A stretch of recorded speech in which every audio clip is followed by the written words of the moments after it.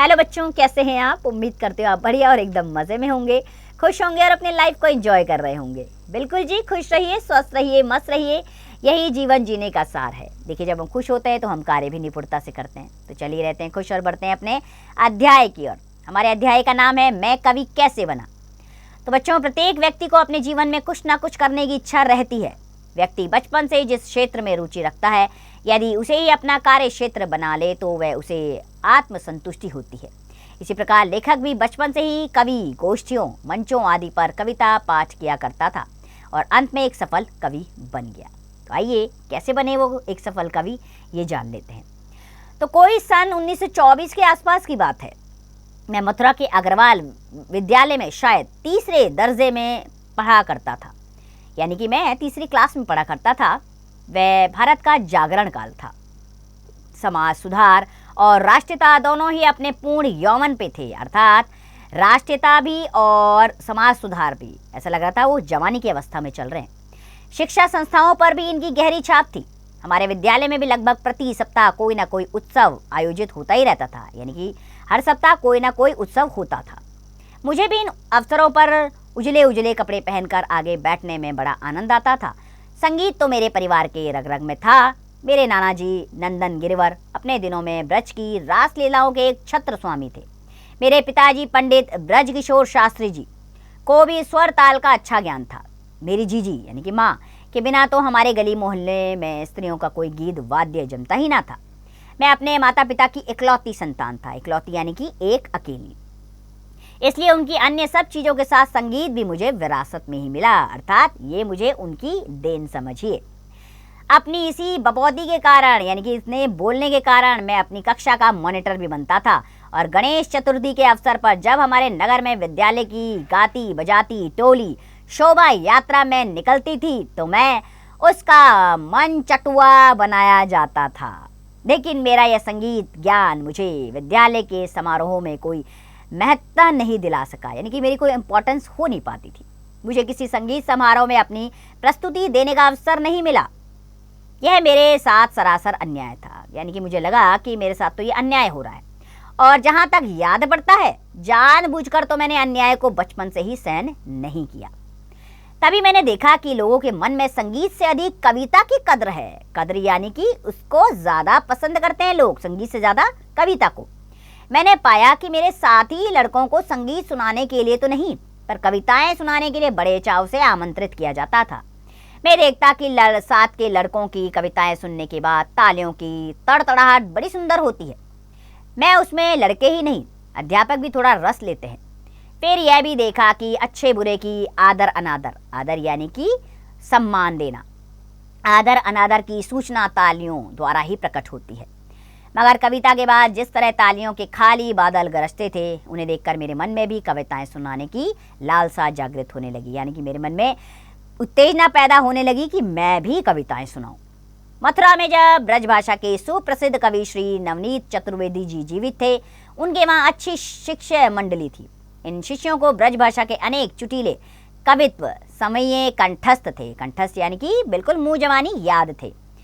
वसोत्सव, वसंत के उत्सव पर के फूल डोलों, सावन के हिंडोलों और श्री कृष्ण जन्माष्टमी के अवसर पर जगह जगह इनके पंडित दंगल दंगल जुटा करते थे, जिसमें दूर दूर के कवित्व समये यानी कि जो कविताएं पढ़ने वाले हैं, कवित्व समये पढ़ने वाले मथुरा की जमीन पर आया करते थे और हार जीत की बाजी लगा करती थी।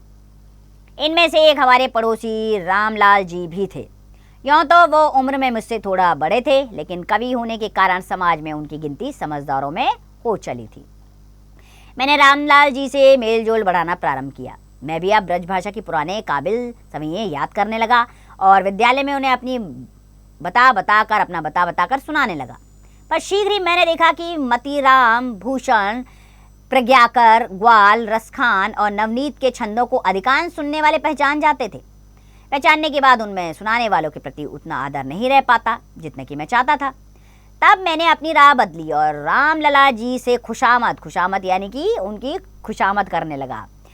खुशामद कर करके अपने नाम की कविताएं बनवाने लगा और विद्यालय के उत्सवों में छाती तान कर उन्हें गर्व से सुनाने लगा।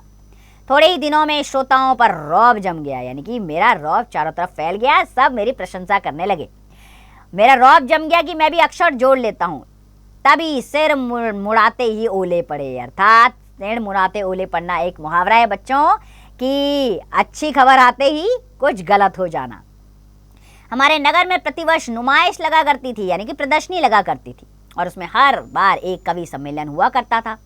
इसमें पर्व समस्या पर 1 घंटे की प्रश्न प्रतियोगिता आयोजित होती थी और सर्वोत्तम 3 समस्या पूर्तियों पर जिले के कलेक्टर के द्वारा पुरस्कृत किया जाता था। इसके लिए शिक्षा संस्थाएं भी अपने यहाँ से चुने हुए छात्र कवि भेजा करती थी। इस बार हमारे विद्यालय में से हमारा नाम प्रतियोगिता के लिए प्रेषित किया गया, यानी कि मेरा नाम भेजा गया। जब मुझे इस बात का पता चला तो मुझे काट मार गया, यानी कि मैं तो आश्चर्य में आ गया। मैं घबराया और अपने क्लास टीचर के पास गया। मेरे क्लास टीचर श्री कामेश्वर नाथ जी थे। वे पक्के आर्य समाजी थे, मेरे पिताजी के मित्र भी थे, पर मुझ पर भी उनका बड़ा स्नेह रहता था। मुझ जैसे शरारती बच्चे को मुंह लटकाया हुआ देखकर वे बोले, असुर जी क्या बात है? मैं धरती की तरफ देखता रहा। उन्होंने समझा कि मैंने कोई गलती की है, जो धरती की तरफ नजरें गड़ाए खड़ा हूँ। फिर जरा रुखाई से पूछा, बताओ ना क्या बात है?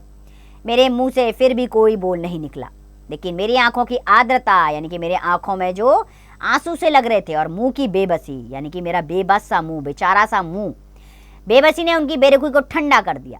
उन्होंने अनुभव किया कि जरूर कोई गंभीर समस्या है। मेरी पीठ पर हाथ फेरते हुए बोले, बोलो बेटे क्या समस्या है? जब मैंने उन्हें बताया कि हेडमास्टर जी द्वारा मेरा नाम कविता प्रतियोगिता में भेजा गया है, तो यह सुनकर उन्हें हंसी आ गई। कहने लगे, हाँ तो क्या हुआ, शाम को ठीक समय पर पंडाल में पहुंच जाना, मैं भी वहीं मिलूंगा। मैं जब तक कुछ और कहता तब तक उन्होंने कहा, झिझक तो शुरू शुरू में होती ही है, पर नालायक तूने झिझकना कब से सीख लिया? मैं इस समय बड़ी असमंजस की स्थिति में था कि कहूँ या ना कहूँ। अंत में साहस करके मैंने कह ही दिया कि मैं जो कविताएं सुनाया करता हूँ वे तो सब पराई होती हैं, यानी कि किसी और की कविताएं मैं सुनाया करता हूँ। यह सुनकर भी मास्टर जी ने कुछ नहीं कहा, पर कोई और अफसर होता तो कान लाल कर दिए होते, लेकिन उन्होंने ऐसा कुछ भी नहीं किया। मुस्कुराकर बोले, थत तेरे की, पर अब क्या हो, हमने तो विद्यालय से अकेले तुम्हारा ही नाम भेजा है, तुम्हारे ना जाने से बड़ी बदनामी होगी। मैं चुपचाप शांत खड़ा था और वह भी कुछ देर शांत रहे। फिर एकाएक मेरा भविष्य जैसे उनकी आंखों में चमक गया हो, अरे उत्साह से भरकर बोले, कविता करना बहुत आसान है, तुम घबराओ नहीं।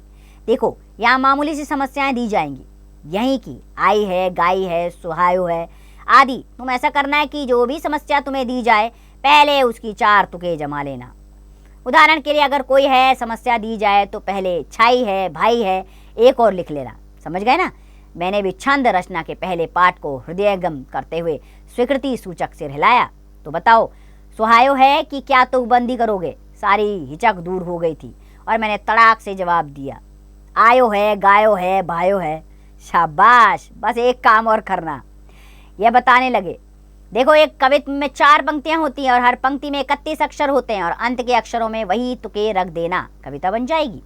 यूँ तो गणित में मैं कभी भी अच्छा नहीं रहा, हमेशा तिमाही छपाई में इसमें मुझे अंडा ही मिलता, और सालाना यानी कि पूरे वर्ष में सालाना में बड़े प्रयत्नों के बाद प्रमोशन मिलता। मगर उस दिन मानो जैसे गणित मेरे अंदर घुस गई। कविता की यह जटिल गणित मुझे तुरंत समझ में आ गई। मुझे आज भी याद है कि उस दिन जब मैं नुमाइश यानी कि प्रदर्शनी में कविता की प्रतियोगिता में पहले पहुंचा तो मेरे मन में कोई दुविधा या संकोच नहीं था। यद्यपि आगत कविजनों में मैं सबसे छोटा था, केवल 11 वर्ष का। प्रतियोगिता में समस्या दी गई, कर्ज को करबो और मरबो बराबर है।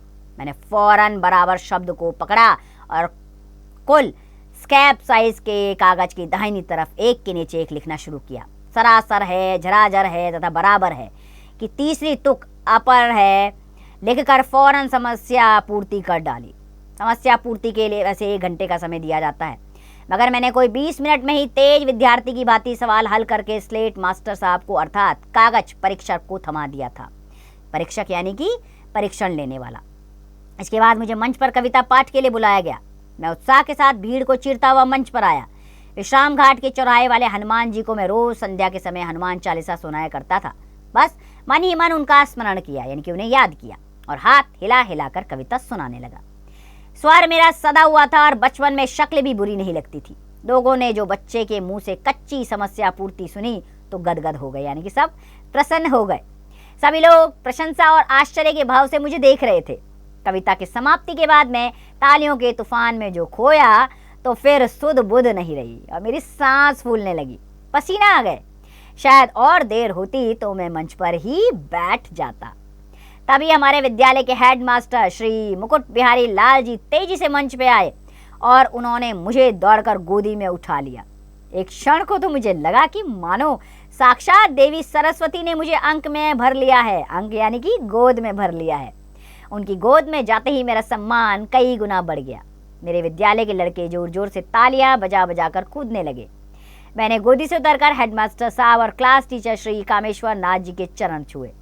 इस प्रकार मेरी पहली कविता ने ही मुझे जन समुदाय के मध्य कवि होने का दर्जा दिला दिया। घड़ी भर में ही चोर से साहूकार हो गया। तो बच्चों, गोपाल प्रसाद व्यास द्वारा लिखी गई ये छोटी सी कहानी जिसमें उन्होंने बताया गया है कि मैं किस तरह कवि बना हूँ। यह उनकी अपनी कहानी हमें यह समझाती है बच्चों की छोटी छोटी समस्याओं को पार करते ही आप सफलता की सीढ़ी पार करके लक्ष्य तक पहुंच सकते हैं। आपको भी इस कहानी से सीख लेनी चाहिए। चलिए आगे बढ़ते हैं अभ्यास प्रश्नों पर। सबसे पहले मौखिक अभिव्यक्ति का पहला प्रश्न, शिक्षण संस्थानों पर किसकी गहरी छाप थी? तो शिक्षण संस्थानों पर भी आजादी की राष्ट्रीयता की छाप थी। इसी प्रकार मौखिक अभिव्यक्ति के बाकी प्रश्न स्वयं करेंगे। दूसरा, लिखित अभिव्यक्ति में प्रश्न आ रहा है, सही उत्तर वाले गोले को रंगिए। पहला वाक्य है, उस समय लेखक किस दर्जे में पढ़ते थे? तो सी वाला विकल्प सही है, तीसरे दर्जे में पढ़ते थे। इसी प्रकार बाकी के विकल्प स्वयं ढूंढिए। ख, रिक्त स्थानों की पूर्ति करनी है। पहला वाक्य, समाज सुधार और राष्ट्रीयता दोनों ही अपने पूर्ण चरम पर थे। बाकी के रिक्त स्थान स्वयं पूर्ण कीजिएगा। गौ में सही गलत का निशान लगाना है बच्चों। पहला वाक्य, लेखक को संगीत विरासत में मिला था, इस पे सही का निशान लगाइए और बाकी के वाक्य पढ़कर सही गलत का निशान स्वयं लगाइए। घ में एक गद्यांश दिया गया आपको जो पाठ से ही लिया गया है, ठीक है। इसे आप 2-3 बार बड़े ध्यानपूर्वक पढ़िएगा और इससे संबंधित 4 प्रश्न दिए गए हैं, उन्हें समझकर गद्यांश से ही उनके उत्तर ढूंढिएगा। ड, यहाँ पर प्रश्नों के उत्तर लिखने हैं। पहला प्रश्न है, लेखक के मन में कविताएं सुनाने की इच्छा क्यों होने लगी थी? लेखक के मन में कविताएं सुनाने की इच्छा इसलिए होने लगी थी क्योंकि वो देखता था कि संगीत के बजाय जो उसके और मित्र कविताएं सुनाया करते थे उन्हें मंच पर आमंत्रित किया जाता था, इसलिए उसके मन में भी कविताएं बनाने की और सुनाने की इच्छा जगने लगी। इसी प्रकार बाकी के प्रश्नों के उत्तर स्वयं दीजिए। कल्पना की उड़ान का प्रश्न है बच्चों, कवि सम्मेलन में हास्य और व्यंग का प्रयोग किस प्रकार समाज में व्याप्त बुराइयों को उजागर करने के लिए किया जाता है? देखिए, कवि सम्मेलन में कई तरह की कविताएं होती है, उसमें हास्य और व्यंग का पुट भी होता है। इससे समाज में व्याप्त बुराइयों को उजागर किया जा सकता है। ये बहुत अच्छा विकल्प है ताकि लोगों के दिमाग में इसकी गहरी छाप छूटे और लोग समझ पाए कि हम किस तरह की बीमारियों से जूझ रहे हैं, जिन्हें हटाने का प्रयास किया जा सके। भाषा की बात, ने का तीनों रूपों में प्रयोग करते वाक्य लिखिए। तो आप वाक्य लिखिएगा। इसमें ख, दिए गए मुहावरों के अर्थ लिखकर वाक्य प्रयोग कीजिए। ईद का चांद होना यानी कि बहुत कम दिखना। राम परीक्षा देने के बाद तो जैसे ईद का चांद हो गया है, ठीक है। इसके बाद बाकी के मुहावरे और वाक्य प्रयोग स्वयं करेंगे। गौ में क्या करना है, दिए गए अनुच्छेद को उचित विराम चिन्ह लगाकर पुनः लिखिए, ठीक है। इस अनुच्छेद को ध्यान से पढ़िए और देखिए कहाँ कहाँ विराम चिन्हों का प्रयोग नहीं हुआ है। कहीं भी नहीं हुआ है। पूर्ण विराम, अल्प विराम, जहाँ जहाँ जो नहीं चिन्ह लगा गया है वो आप लगाएंगे और इसे दोबारा से अपनी उत्तर पुस्तिका में लिखेंगे। घ, विलोम शब्द लिखने हैं, आदर का अनादर। बाकी के विलोम शब्द आप स्वयं लिखिए। विषय संवर्धक गतिविधियां, इसमें आपने करना है आपको बच्चों कि गोपाल प्रसाद व्यास की जीवन शैली, उनके लेखन और हास्य व्यंग के योगदान पर निबंध लिखिए, ठीक है। इस पर उनके बारे में आपने निबंध लिखना है। दूसरा काम आपने करना है, अगर आप गोपाल प्रसाद व्यास से मिले तो उनसे क्या सवाल पूछेंगे, उनके साक्षात्कार के लिए कुछ प्रश्न तैयार कीजिए। यानी कि अगर मानो आप उनसे मिलेंगे तो थोड़े बहुत प्रश्न उत्तर तो होंगे ना, यानी कि साक्षात्कार यानी कि इंटरव्यू तो लेंगे। तो क्या क्या प्रश्न आपके मन में जिज्ञासा के रूप में आ रहे हैं, कौन कौन से प्रश्न पूछना चाहेंगे उनसे, ये जरूर लिखिएगा। आइए लेखक परिचय ले लेते हैं। तो बच्चों, गोपाल प्रसाद व्यास हिंदी साहित्य के प्रतिष्ठित कवि, लेखक और व्यंग्यकार थे। उनका जन्म 13 फरवरी 1915 को उत्तर प्रदेश के एटा जिले में हुआ था। वे अपनी ओजस्वी कविताओं, हास्य व्यंग रचनाओं और देशभक्ति से भरे काव्य के लिए प्रसिद्ध हैं। व्यास जी ने हिंदी कविता को एक नई दिशा दी और समाज की बुराइयों और राजनीतिक विसंगतियों पर तीखा व्यंग किया। उनकी प्रसिद्ध रचनाएं हैं हंसी के छींटे, प्रेम पच्चीसी, कविता की पाठशाला और हास्य के हसगुल्ला। गोपाल प्रसाद व्यास की लेखनी में हास्य के साथ गहरी संवेदना और समाज सुधार का संदेश मिलता है। वे न केवल साहित्यकार थे बल्कि एक प्रखर राष्ट्रवादी भी थे, जिन्होंने स्वतंत्रता संग्राम के दौरान अपनी कविताओं से जनमानस को जागरूक किया। उनका योगदान हिंदी साहित्य में अमूल्य है और उनकी रचनाएं आज भी लोगों को प्रेरित और आनंदित करती है। तो ये थे बच्चों गोपाल प्रसाद व्यास, जिनकी कहानी आपने इस अध्याय के माध्यम से पढ़ी। उन्होंने बताया कि किस प्रकार मैं कवि बना। तो देखिए, कई बार अकस्मात होती घटनाएं जीवन में घटित होती हैं, लेकिन उससे हमारे जीवन में कुछ सुधार, कुछ महत्वपूर्ण तरक्की हो जाती है। ऐसे ही इनके साथ हुआ। तो देखिए, आपके जीवन में भी कुछ ऐसी घटनाएं हो तो उनसे घबराएं नहीं, उनका हिम्मत के साथ सामना करें। देखिए, जीवन में आपको उससे आगे बढ़ने की प्रेरणा जरूर मिलेगी। तो इसी उम्मीद के साथ बच्चों, खुश रहिए, स्वस्थ रहिए, मस्त रहिए और इस पाठ का अभ्यास करते रहिए।